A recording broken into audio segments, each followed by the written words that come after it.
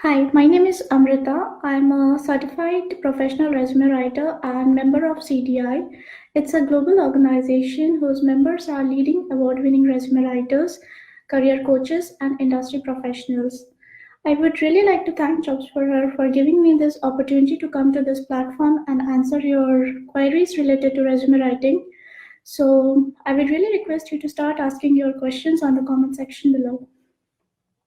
Hi, so I guess we are connected, and here I'm getting the first question from Rekha. She asks that I have read some stuff on the importance of a cover letter. I don't have a break on my resume. Should I still include a cover letter when I apply for new job role?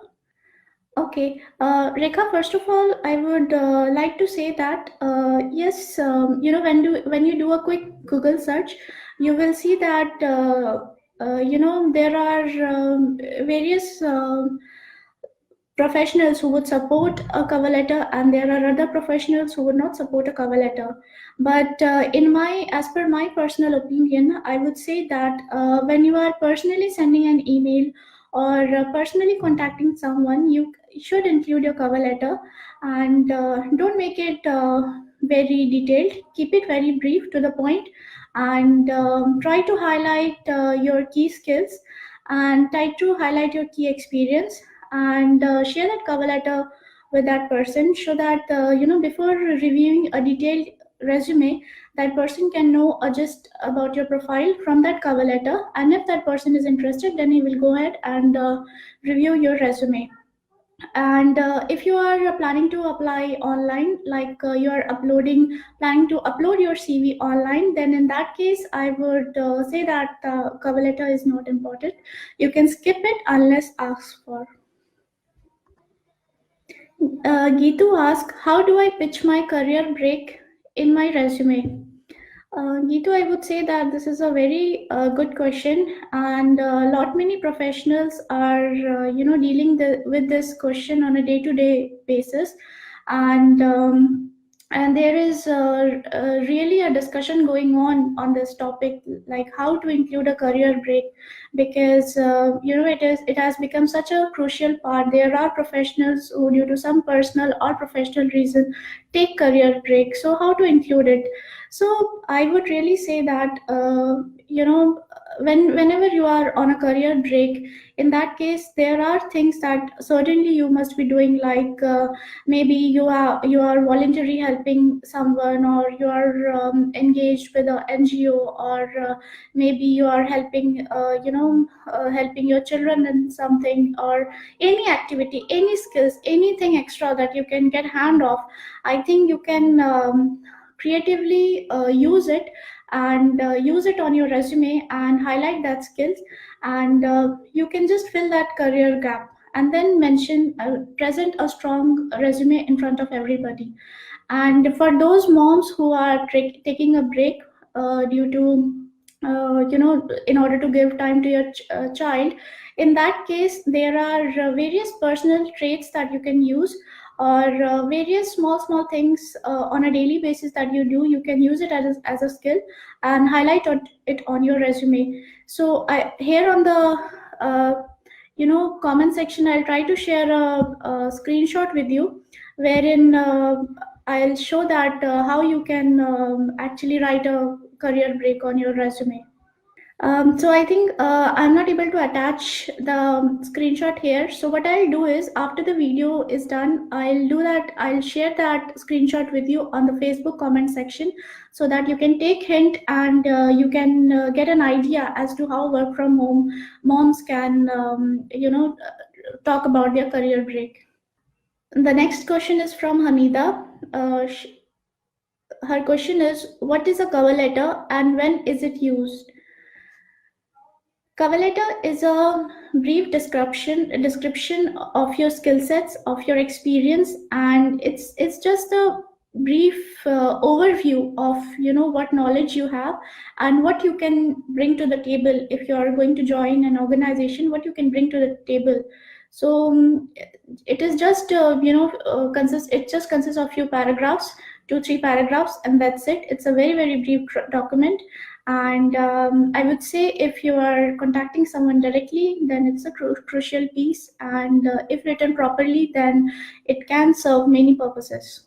Asha asks, I am often nervous when the employer asks me for a detail I have missed in mentioning on my resume. How does one deal with the nervousness in the moment? See, nervousness, mistakes, these are all human, and mistakes are what makes us human. So I would say there is nothing wrong in that. You can simply start by saying a simple sorry and sharing the details with that person. But just in case, just to avoid such scenario, what I would recommend is, and what I used to practice when I started my career as a resume writer, I used to create subheadings first. I used to write those subheadings like headline, profile summary, experience, education, under education, certification, trainings, then personal details. So I used to write the headings first, and then I used to fill the information. And one by one, as I used to fill those information, I used to clearly know which are the areas that are complete, which are the areas that requires information. So just in case if a client has not provided his education details, then I used to go back to the client, get his education details, and then fill that section out. So I used to be double sure on that part that I was not missing out any key information. And also, if possible, ask someone to proofread your resume before you are sharing it with someone. It is really, really helpful and would really save you from a lot of trouble. Bhuvna asked, when I'm looking for a job in content marketing without prior experience, how should I go about writing an impressive resume? Bhuvna, this is a very good question and very logical one, I would say, because there are many professionals who are, who want to pursue something that they don't have experience in. Like example, if I take my career journey, I am in, I have done my graduation in electronics and communication, and I'm a writer. So I really don't have those skills. So. Personally what I did on my part was when I was going for the interview as for the post of resume writer, I created few blog pages. I prepared my resume in such a way that I highlighted only my interest in writing and my interest in researching and my interest in meeting and talking to new people. So it really helped me out. So in case of content marketing, if you do a quick Google search and find out the skills that are required, like for example, if I am correct here, content marketing, the basic skills that you require are writing and communication, data analysis, research skill, and a bit of a marketing knowledge. So these things you require for basic skills that you require to become a content writer, a content marketing professional. So what you can do is you can create a section in which you can list your highlights or list your key work, like maybe writing and communication part. You can write if you have participated in any during college, if you have participated in any debate function, or if you have written any content that is impactful, you can mention that. And simultaneously on the skill section you can write that you have the skill. So also you can pull up few job descriptions from the internet. In those job descriptions you can see the skills that they are asking for the role of a content marketing professional. You can see those skills and then just try to map the work or the highlights of your work, and then it's as simple as that. Jilik Majumdar asks how to get help from job for her to restart my career. I have an experience in supply chain management, and as I mostly see technical posts are added in JFJ. So I would like to say, Jalik, that Jobs for Her is really, really a very good platform for everyone to connect. And, there are certain groups wherein you can connect and ask for help. And there is this section called jobs. You can simply log in and search the relevant jobs that you are searching for. And also there are mentors, there are a group of mentors that you can connect with, and you can take their guidance. You can simply log into their website, and you can browse a little bit and see the sections or the jobs or the services that they are providing, and then you can get in touch with a consultant and get the most of it. Madhuri asks, hi, I want to start my career, please help in my resume building.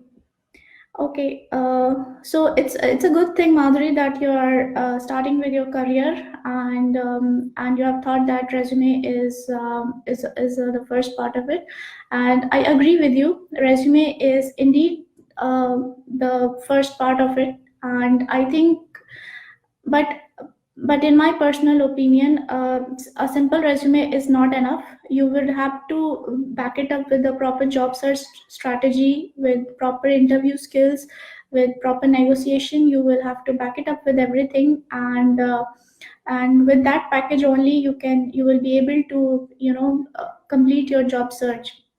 And in terms of writing resume, you can simply start by listing the key features or key skills that you would like to highlight. You can start by highlighting each skills, like for example, profile summary, experience section, personal detail, education. You list the basic things, take some samples out from the internet, prepare a layout, prepare the content, highlight the relevant skills, and then simply write your resume and ask someone to proofread your resume before posting it live. Hamida asks, how can one show its personal details in a resume? What are the important things to put in a resume with regard to a candidate's personal details? As I see some add nationality and some don't, and some just add city. So help me on this. And also, what other things should we put correctly in a resume? Hamida, yes, I have also seen this trend, where people list everything on their resume, and especially on the personal details part, they put, quite a number of details. So I would say that, in India, if you're applying in India, then only the basic details are required, like date of birth, address, languages known, that's it. In address also, I would say just mention the city and country, and that's it. Don't mention the complete detailed address, because it is going to be an open document, and it would go. You don't know who all would be reviewing that resume. So in that case, refrain yourself from sharing too much of personal details. In UAE, however, it is required for you to share your nationality and few other details like passport details. It is required. So you can, when you are applying for the UAE market, you can mention those extra details, and rest wait for the HR to contact you, and if there is any further information that HR would, as it is, would ask for you to share those details. For the personal details, I would really say that mention as less details as possible.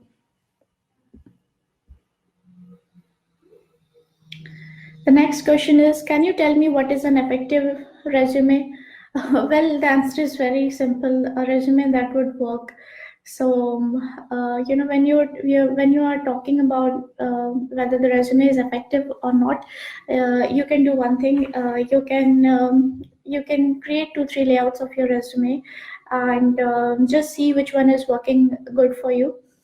So in my opinion, if you keep a ATS friendly resume, ATS friendly resumes are simple resumes, and those which where the content is given more importance than the layout. So you can keep that kind of a resume. There are various methods of writing a resume. For example, you can choose the star format or the car format. That is, a star is situation, task, action, result, in which you actually tell the recruiter what are the situation that you faced, what are the work that you did on your during your tenure, and ultimately the results that you have achieved. So by doing so, it would help you to uh,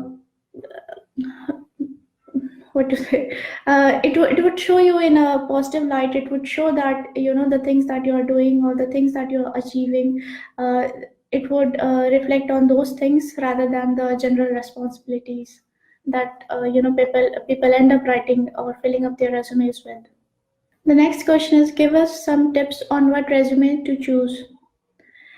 In my personal opinion, I would recommend you to go for a simple resume. Don't go for a very heavy resume, and go for a content rich resume and focus on the content, focus on your achievements, focus on your key work, focus on those things, and go for a simple layout. There are a quick Google search would tell you, would show you that there are so many layouts to choose from, so many formats there are available on the internet. So you can choose based on your experience, based on your skills. You can choose a layout, you can choose a format, and just simply write your resume and fill that up.